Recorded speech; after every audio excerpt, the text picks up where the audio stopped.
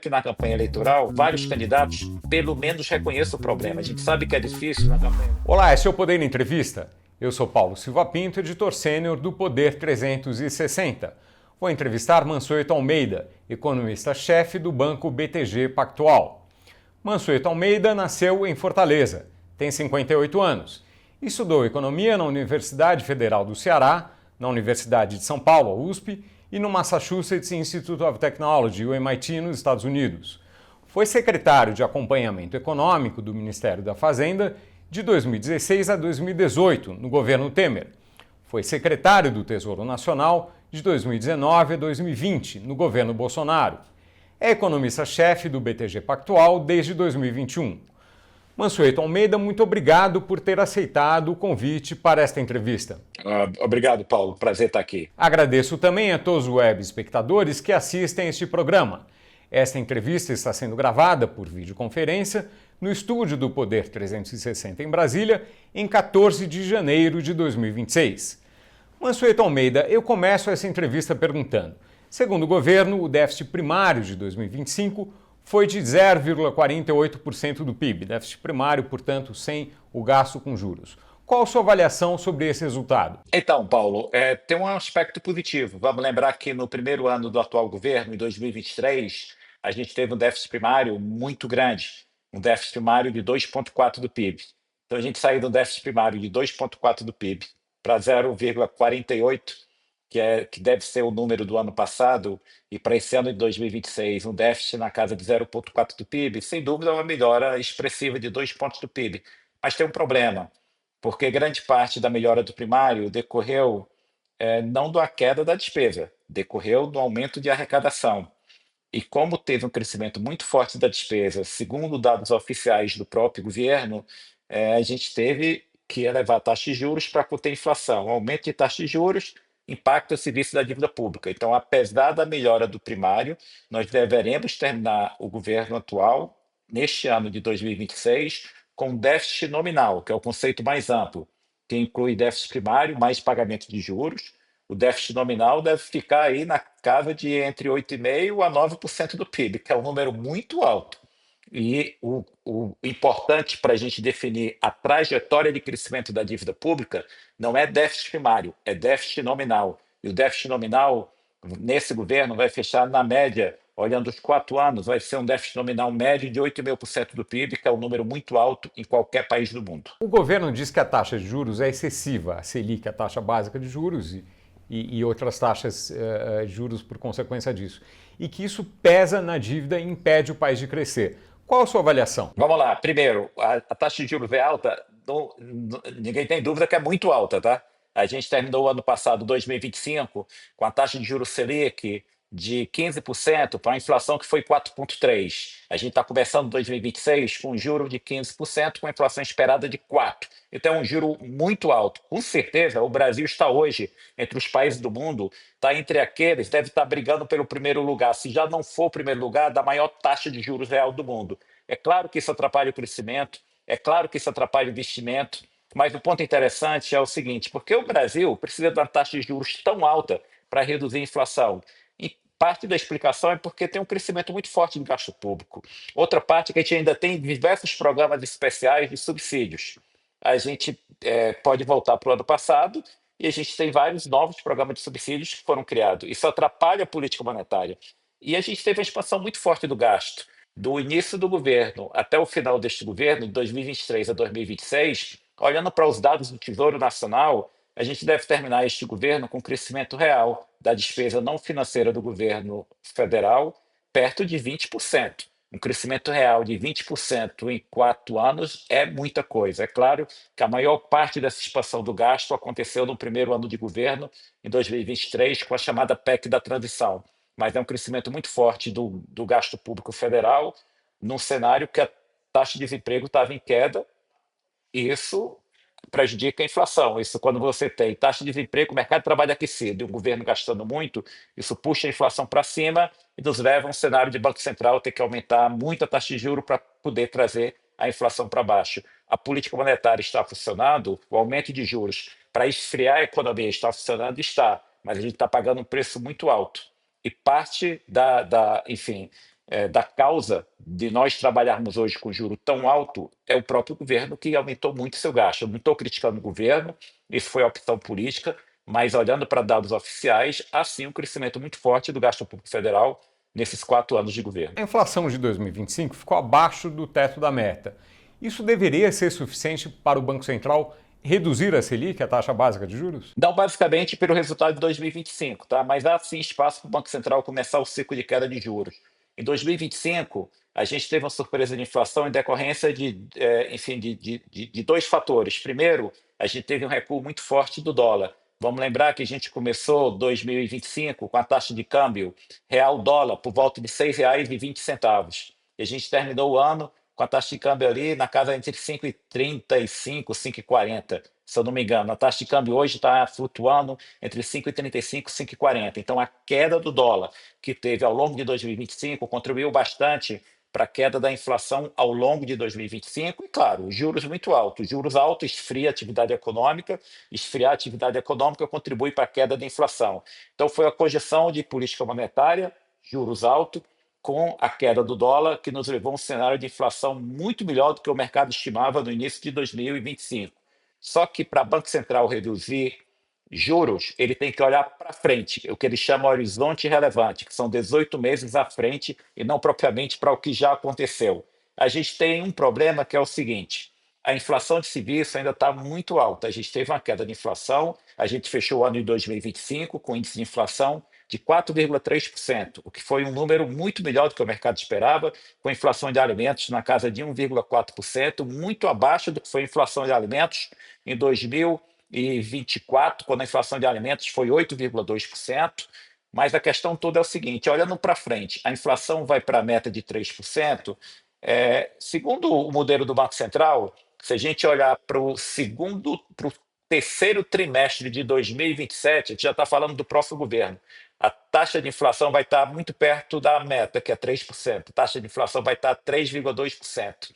Só que, mesmo que o Banco Central comece o ciclo de queda de juros agora em janeiro, a gente vai continuar com a taxa de juros muito alta. Vamos lembrar o seguinte: no cenário mais otimista de mercado, a gente termina 2026 com juro nominal, a taxa de juros Selic, que é aquela definida pelo Banco Central, em 12%, com a inflação esperada de 4%. É um juro real de 8%, ainda é muito alto. Então, eu acredito que há sim espaço para o Banco Central já iniciar o ciclo de corte de juros em janeiro. Ele vai iniciar o ciclo de corte de juros de uma forma muito cautelosa, possivelmente com corte de 0,25 ponto percentual. Mesmo que o Banco Central, em algum momento, decida parar ou acelerar, a gente vai terminar o ano de 2026 ainda com a taxa de juros muito alta. Então, eu acho que tem sim elementos, porque quando a gente olha o horizonte relevante, a gente vê a inflação já convergindo, se aproximando da meta lá no terceiro trimestre de 2027. Então, eu acho sim, e os dados de atividade na margem estão vindo muito fracos. E o Natal não foi bom para o varejo. O Natal foi um Natal muito fraco para o varejo. Então, o que está dificultando talvez um pouco a tomada de decisão do Banco Central é mercado de trabalho, porque o último dado de mercado de trabalho, de desemprego em novembro, mostrou um mercado de trabalho muito forte. O mercado de trabalho vinha enfraquecendo nos 4 meses antes de novembro, e quando chegou novembro, de repente, o mercado de trabalho ficou muito forte numa economia que a atividade está enfraquecendo.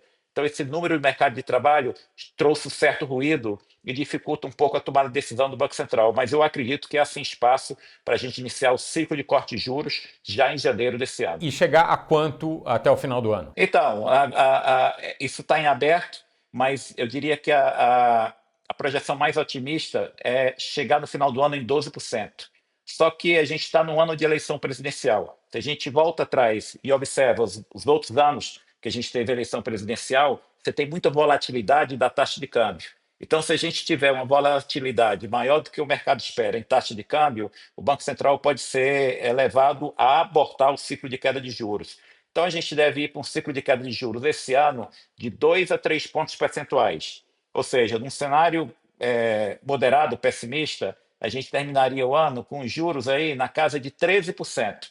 E no cenário otimista, a gente terminaria o ano com juros em 12%. Em qualquer um dos casos, ainda é um juro real muito alto, porque a inflação esperada para este ano é de 4%.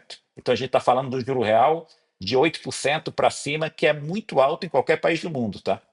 O interessante de Brasil, Paulo, é que, apesar de um juro real tão alto, a economia cresceu ano passado, talvez um pouco acima de 2%, em torno de 2,2%, e a economia crescerá novamente esse ano, algo aí entre 1,8% e 2%. A sua expectativa de déficit primário para este ano é 0,4% do PIB, é isso? Exato, exatamente, 0,4% do PIB. Tá. O senhor acha que a regra fiscal, o chamado arcabouço fiscal, deveria ser alterada? O arcabouço fiscal tem um problema reconhecido pelas próprias análises da Secretaria do Tesouro Nacional. A gente tem um teto para o crescimento do gasto público não financeiro do governo central, que é aquele gasto público sem o pagamento de juros, tem um teto de 2,5%. Vamos lembrar o seguinte: quando o arcabouço fiscal foi aprovado, ali mais ou menos por volta do segundo semestre de 2023, o mercado reagiu muito bem. O arcabouço fiscal foi anunciado no final de março de 23. Depois dali, o mercado melhorou bastante. A gente iniciou 2024 com o que a gente chama na linguagem de setor financeiro, com os analistas, com o mercado comprado em Brasil, com uma onda muito forte de confiança no Brasil. Só o que aconteceu ao longo de 2024? A gente teve mudança das metas fiscais. Vamos lembrar que no início do arcabouço fiscal, o governo havia prometido que terminaria este governo em 2026 com um superávit primário de 1% do PIB. Não é mais o caso. A gente vai terminar, pelos números oficiais, que exclui alguns pagamentos, a gente vai terminar esse governo com um déficit primário perto de zero, mas não é 1% do PIB. Além disso, teve vários gastos que foram criados que foram tirados da regra fiscal. Isso levou a uma perda de credibilidade do arcabouço fiscal. E tem um terceiro problema que o próprio governo reconhece, é que a gente tem um teto para o crescimento do gasto público federal, mas uma parte expressiva do gasto público federal, que são as chamadas despesas obrigatórias, estão crescendo no ritmo acima de 2,5%, como, por exemplo, a despesa com previdência. Vamos lembrar que a gente tem uma política de correção real do salário mínimo que puxa o gasto com previdência para cima e tem o crescimento vegetativo. Os novos aposentados que entram todos os anos na base do INSS que puxa o crescimento do gasto. Então, a gente vai precisar de um novo arcabouço fiscal e sendo muito mais rigoroso com o ritmo de crescimento, com a velocidade de crescimento das chamadas despesas obrigatórias. Comparando-se o Brasil com outros países de desenvolvimento semelhante, de renda semelhante, qual é o tipo de gasto do Brasil que tem maior contraste com esses países? Em que o Brasil gasta muito mais? Vamos lá. O Brasil é um país de renda média alta. A nossa carga tributária é 34% do PIB. A carga tributária média da América Latina é na casa de 22% do PIB. Então, o Brasil ele tem uma carga tributária muito acima da média da América Latina. O que é que acontece com o Brasil que a gente gasta tanto? Que apesar de ter uma carga tributária tão alta, as contas estão no vermelho. Por quê? Porque se gasta muito. Um dos gastos grandes no Brasil, que quando a gente faz comparação internacional é muito maior no Brasil do que o que deveria ser, é gasto com previdência. Vamos lembrar que a gente conseguiu fazer a reforma da Previdência, mas faz pouco tempo, Paulo. O Brasil fez a reforma da Previdência em 2019. Vamos lembrar que até 2019 idade média de aposentadoria no Brasil. Idade média de aposentadoria no Brasil por tempo de contribuição era de 54 anos de idade. Era muito baixo. Finalmente, a gente fez a reforma da Previdência em 2019, estabelecendo idade mínima de aposentadoria de 62 anos para mulheres e 65 anos para homens. Isso foi fundamental para desacelerar o crescimento da despesa com Previdência. De qualquer forma, como vem de vários anos e décadas um crescimento muito forte da Previdência, o Brasil gasta com Previdência, quando a gente inclui INSS, aposentados civis e militares do governo federal, aposentados nos municípios, nos governos estaduais, perto de 13% do PIB, que é um número muito alto. É um número desproporcionalmente alto em relação à estrutura demográfica do Brasil. Para um país com a estrutura demográfica do Brasil, comparando com países da Europa, nós deveríamos gastar com Previdência mais ou menos aí em torno de 8% do PIB. Um pouquinho acima de 8%, um pouquinho abaixo. A gente gasta muito mais do que isso. Então, isso é um grande desafio para o Brasil. A gente tem também um gasto desproporcional muito alto com pagamento de juros.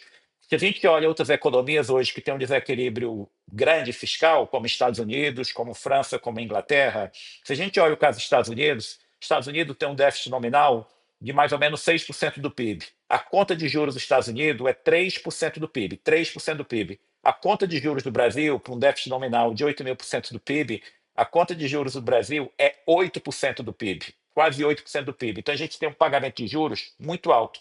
Por que que a gente tem um pagamento de juros muito alto? Entre outras coisas, porque a gente não vê o governo gerando uma poupança suficiente para estabilizar a dívida pública ou colocar a dívida pública na trajetória de queda. Hoje, as simulações do próprio Tesouro Nacional, da instituição fiscal independente ligada ao Senado Federal, é uma trajetória de dívida pública que cresce pelo menos até 2030. E algumas simulações continuam crescendo após 2030.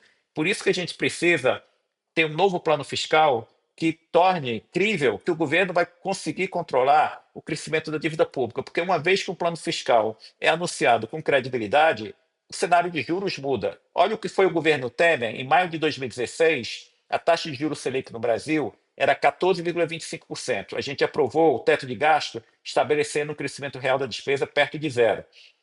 Depois de 2 anos, em maio de 2018, os juros no Brasil tinha caído para 6,5%. Em 2 anos, a taxa de juros saiu de 14,25% para um juro nominal de 6,5% e a inflação saiu de 9% ao ano, em 12 meses, para 3,75%, com queda muito forte de juros. Como é que a gente conseguiu isso? Segurando o gasto público federal. Então, o próximo governo, seja quem for o próximo governo, seja o atual, seja um outro, o grande desafio é desacelerar o crescimento do gasto público, porque se você controlar o crescimento do gasto público, a inflação cai, a expectativa de inflação cai e os juros caem. E os juros caindo, o déficit nominal é menor, ajuda a controlar o crescimento da dívida pública. Mas não vamos nos enganar, a gente vai ter que controlar o crescimento das despesas obrigatórias. Outros países do mundo eles não têm regras, por exemplo, como tem no Brasil, de indexação automática e até de aumento real, que impacta algumas modalidades de gasto público.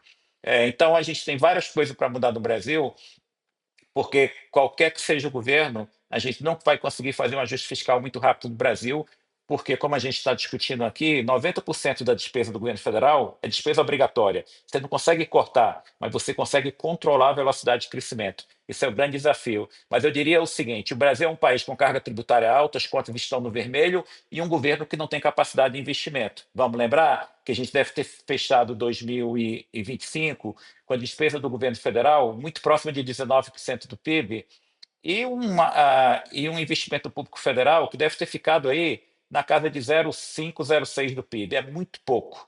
O investimento público federal do Brasil é muito baixo, o investimento público federal como um todo do país, quando eu incluo municípios, estados e governo federal, um país que tem uma carga tributária de 34% do PIB, investimento público federal é na casa de 2,5% do PIB, é muito baixo. Então, a gente está num país que a tributação é alta, sem capacidade de investimento, as contas no vermelho. Por quê? Porque a gente gasta muito com vários programas que a gente tem, infelizmente, que reduzir esse gasto. Caso contrário, a gente não vai ter ajuste fiscal e a gente vai ter que aumentar a carga tributária. Na sua avaliação, a discussão sobre responsabilidade fiscal estará presente na campanha eleitoral? Então, eu espero que sim. Eu sei que o tema fiscal, às vezes, é muito difícil de tratar numa campanha eleitoral, mas seria muito importante para todos os candidatos falarem, reconhecerem que nós temos um problema fiscal. A situação fiscal do Brasil, ela não está resolvida. Se ela estivesse, o Tesouro Nacional não estaria pagando um juro real no tipo de 30 anos acima de 7% ao ano.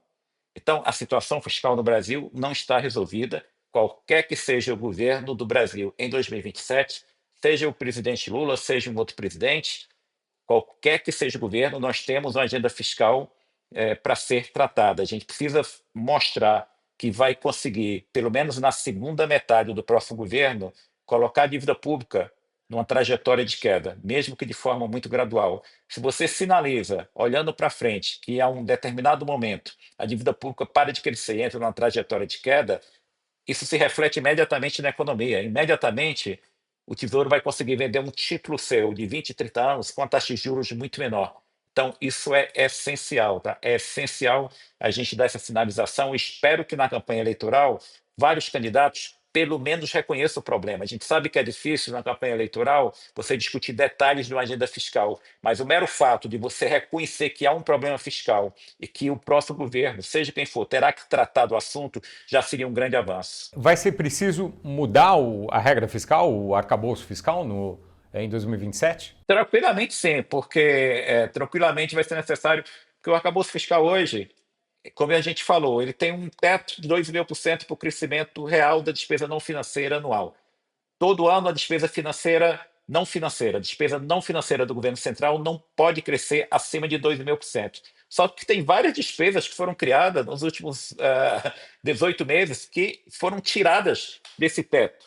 Então, o teto ficou mais fraco, o arcabouço fiscal ficou mais fraco, porque foram criadas excepcionalizações à regra fiscal. Segundo, como a gente já discutiu aqui, tem uma parte grande do gasto público que não obedece ao limite de 2,5%, que são vários itens da despesa obrigatória que cresce acima de 2,5%. Aí isso vai espremendo a despesa discricionárias. A gente deve ter gasto em 2025, despesa não financeira do governo central, perto de 2,3 trilhões de reais. De 2,3 trilhões de reais, o que é discricionário é algo na casa de 200 bilhões de reais. Já é uma parcela muito pequena. Então, a gente vai ter que tratar do crescimento das despesas obrigatórias. Sem tratar o crescimento da despesa obrigatória, nenhuma regra fiscal vai funcionar. Reforma da Previdência, será necessária uma nova reforma? Olha, vai ser necessário algum tipo de mexer em reforma da Previdência, algum tipo de reforma da Previdência, sim, ou reduzir, por exemplo, o ritmo de crescimento do salário mínimo real. Eu sei que isso é um tema muito sensível, mas vamos lembrar o seguinte: o Brasil terminou o ano passado, a gente ainda não tem o dado de dezembro, mas o último dado de novembro, o Brasil estava com a taxa de desemprego de 5,2%. Mesmo com a desaceleração da economia esperada pelo mercado, o desemprego vai crescer, mas vai crescer pouco, tá? A gente deve terminar esse governo com desemprego aí em torno de 6%. O Brasil, para ficar com a taxa de desemprego baixa, ele precisa gerar na casa de 900 mil empregos por ano. Não é tão difícil. Se o Brasil ficar crescendo em torno de 2% ao ano, ele vai gerar 800 ou 900 mil empregos por ano, o que significa que o Brasil, a taxa de desemprego tende a ficar permanentemente baixa. Num contexto como esse, a própria dinâmica do mercado de trabalho puxa o salário de contratação para cima. Então, talvez, dado que você tem que reduzir o crescimento do gasto, talvez a regra de correção do salário mínimo tenha que ser revista. Isso, junto com a reforma da Previdência, ou pelo menos a mudança da regra de correção real do salário mínimo, isso pode melhorar bastante as contas públicas. Agora, isso é um bom debate para a gente ter de uma forma aberta. Novamente, ajuste fiscal, não existe ajuste fiscal certo ou errado. Existe diversas maneiras de fazer um ajuste fiscal. É, por natureza, um debate político. Só o que precisa ficar muito claro para a sociedade é o seguinte: se a gente falhar no controle do crescimento do gasto público, o que envolve necessariamente o crescimento da despesa obrigatória, o país vai ter que buscar mais aumento de imposto. E ninguém quer pagar mais imposto. Como secretário do Tesouro, o que de mais relevante o senhor descobriu sobre a pressão para o aumento de gastos?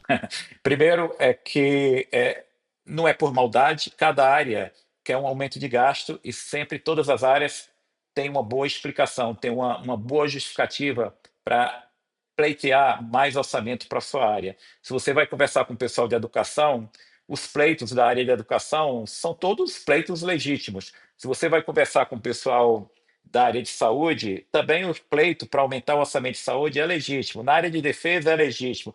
Na área de infraestrutura é legítimo. A questão toda é que quando eu coloco várias demandas legítimas juntas, a conta fica muito grande. Por isso que é necessário ter uma discussão melhor do orçamento, mais aberta, e que a sociedade possa entender todos os dilemas no âmbito da discussão do projeto de lei de diretrizes orçamentárias e do projeto de lei de orçamentária anual no âmbito do Congresso Nacional. Muitas vezes a gente aprova programas porque não sabe o impacto fiscal daquele programa. Eu acho que é muito positivo quando o governo, a gente pode criticar uma política ou outra do governo, mas quando o governo fala o seguinte: eu quero fazer esse programa, tem um custo tal, e eu preciso da receita adicional de tanto. Isso é muito salutar, porque ele está mostrando que, olha, eu quero fazer essa bondade, mas para fazer essa bondade, eu preciso arrecadar mais. A gente pode discordar do programa, mas essa é a forma correta de ter o debate fiscal. O que a gente não pode é aprovar novas despesas sem definir a fonte de recursos, que aí fica um buraco fiscal, enfim, muito grande. Então, quando eu fui secretário de Tesouro, a gente tem diversos problemas em várias áreas diferentes do governo. Por exemplo, alguns gastos que são considerados obrigatórios, muitas vezes chega o final do ano, o Ministério não consegue gastar tudo que ele deveria gastar, que é gasto obrigatório, porque ele só pode pagar por um serviço que foi efetivamente executado. Então, era muito comum eu chegar no final do ano, o próprio Ministério, diversos ministérios, me ligarem falando que iriam devolver dinheiro, porque eles não conseguiram gastar o que estava programado. Então, despesa obrigatória e essa vinculação de despesa em relação à receita é o tipo de vinculação que eu não gosto, porque é ineficiente. Quando eu era secretário de Tesouro, eu perguntei a vários secretários de Fazenda estaduais algo que eles tinham receio de acontecer no final do ano. E quase todos me falaram: no final do ano, a gente tem muito medo de ter um aumento inesperado de arrecadação. Eu perguntei: mas como vocês têm medo de ter um aumento inesperado de arrecadação? E todos me falaram: porque se tiver um aumento inesperado de arrecadação, nós temos que correr para gastar mais com aquelas despesas obrigatórias. Caso contrário, a gente vai infringir a lei. Então, tem coisas no Brasil que não faz muito sentido num país do século XXI. Então, essas vinculações excessivas que a gente tem do orçamento acaba sendo um problema muito grande para município, estado e governo federal. Emendas de congressistas ao orçamento são muito criticadas, principalmente pelo governo. O senhor acha que isso tem um peso grande nas despesas públicas? As emendas cresceram bastante, né? Se a gente volta ali para 2016 a 2018, emenda parlamentar não chegava a 20 bilhões de reais. Emenda parlamentar era na caixa ali de 14 a 18 bilhões de reais. Emenda parlamentar para o orçamento de 2026 é 61 bilhões de reais. Então, é muito claro que as emendas cresceram muito. E as emendas talvez tenham agravado, sem querer criticar, acho que é todo direito, é um bom debate político de quanto é que deve ser o tamanho das emendas parlamentares, é um bom debate político para ser feito no âmbito do Congresso Nacional, mas a gente tem um problema que é recorrente no Brasil, que é o seguinte: a gente não tem um banco de projetos estruturado, então muitas vezes se faz emenda em projetos muito isolados, em projetos pequenos, enquanto às vezes está faltando dinheiro para se terminar uma obra pública importante. Então, a gente deveria, é um debate antigo do setor público brasileiro, você ter um banco de projetos e, mais ou menos, emendas parlamentares em diversas áreas serem direcionadas para aquele banco de projetos que foi previamente definido.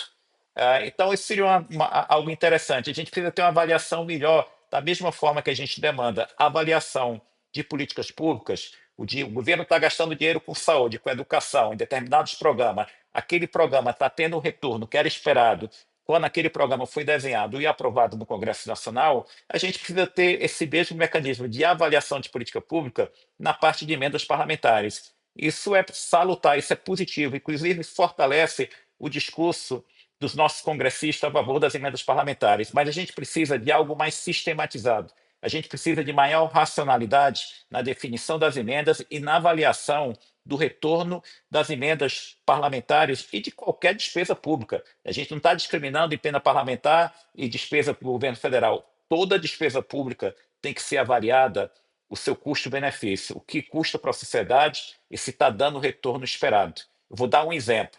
Hoje o debate em cima do Bolsa Família não é ser contra o Bolsa Família. O Bolsa Família é um bom programa, ele sempre foi bem avaliado, mas o Bolsa Família de 2003 a 2019, ele era um programa que ele nunca passou de 0,4% do PIB por ano. O Bolsa Família é hoje um programa de 1,5% do PIB por ano. Será que é necessário um aumento tão forte do Bolsa Família para ter os benefícios que se espera do programa? Como é que um programa que antes custava, de 2003 a 2019, 0,4% do PIB, era bem avaliado por todas as universidades e organismos internacionais que estudaram o Bolsa Família? Será que um Bolsa Família de 1% do PIB não seria melhor, mais efetivo do que um Bolsa Família de 1,5% do PIB? É esse o tipo de debate que a gente precisa. Agora, em relação ao Bolsa Família, uma crítica do governo é que isso aumentou muito no governo anterior, no governo de Jair Bolsonaro.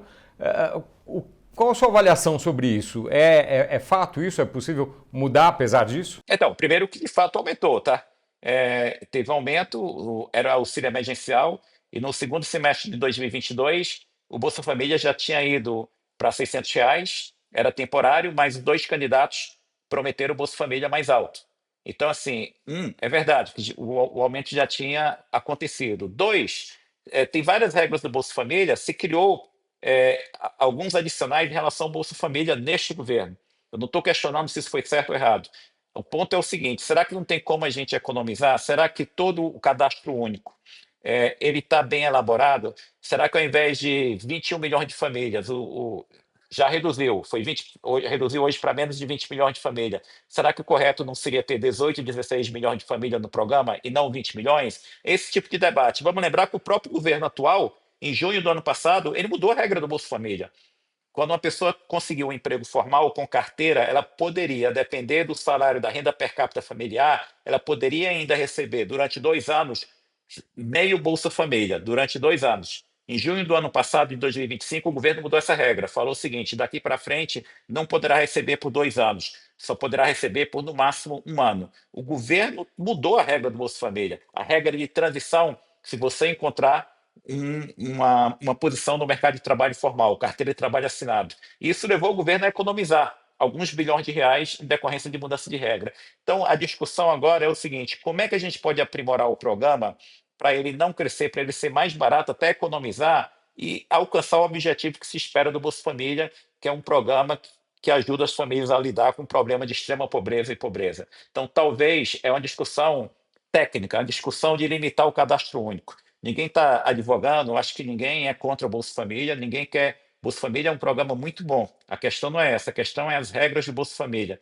Bolsa Família é bom, Previdência é muito bom, programa de farmácia popular é muito bom. Vários dos programas sociais que o Brasil tem são bons. A questão toda é o seguinte: o custo justifica o que se está conseguindo de benefício, se está atingindo o público correto, o público-alvo, ou tem muitas pessoas que participam do programa que não precisariam participar do programa. Essa é a discussão. A reforma tributária vai começar experimentalmente neste ano, começar a vigorar de fato em 2027 e vai estar plenamente funcionando em 2033. Há um receio quanto ao aumento da carga tributária. Qual a sua avaliação sobre isso? Isso pode se dar de fato? Se caso venha a se dar, prejudicaria a competitividade da economia brasileira? O problema da carga tributária do Brasil não é a reforma tributária. A reforma tributária está explicitando um país que já tem carga tributária alta e que muitas vezes o consumidor, ao comprar um produto, não sabe exatamente quanto tem embutido de carga tributária, de tributo no preço do produto. Então a gente não pode culpar a reforma tributária pela carga tributária do Brasil. A carga tributária do Brasil decorre de um país que gasta muito. E esses gastos foram definidos por regras que nós, como sociedade, no Congresso Nacional, definimos. Então a gente tem que, como eu falei, até 2019, a idade média de aposentadoria no Brasil por tempo de contribuição era de 54 anos de idade. A gente tem hoje ainda várias carreiras do setor público que pagam salários acima do teto, que é definido constitucionalmente. Então, assim, tem uma série de coisas que a gente precisa resolver e ajeitar no Brasil, mas a culpa da carga tributária alta não é a reforma tributária. A reforma tributária está tentando racionalizar um sistema que era muito ineficiente, que a gente tem 26 estados, mais Distrito Federal no Brasil, e cada um tinha uma regra de arrecadação diferente. Eu quero uma loucura e tinha guerra fiscal. A reforma tributária tenta racionalizar isso. A gente vai ter um período de adaptação, porque é uma mudança realmente brusca, é uma mudança grande, da forma que a gente, enfim, trabalha no Brasil com toda essa arrecadação de imposto indireto. Então vai ter um período de adaptação, mas eu acho que a direção é positiva. Agora, a gente não pode culpar a reforma tributária pela carga tributária alta. A reforma tributária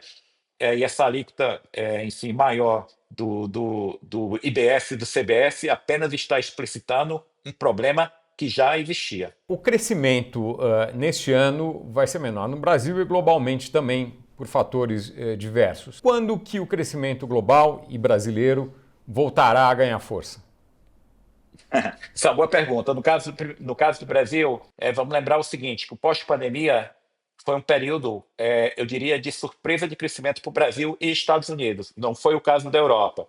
Mas o Brasil, quando a gente saiu da recessão de 2015 e 2016, o Brasil cresceu em 17, 18 e 19, 1,4% ao ano. Teve a pandemia, o PIB do Brasil caiu 3,3%. A partir de 2021, a gente teve uma sequência de vários anos de crescimento muito forte. Em 2021, o Brasil cresceu 4,8%. Em 2022, o Brasil cresceu 3%. Em 2023, cresceu 3,2%. Em 2024, 3,4%. E ano passado, 2025, o Brasil deve ter crescido 2,2%, mas tendo a maior taxa de juros real do mundo. Esse ano a gente vai crescer perto de 2%, novamente com juro real muito alto.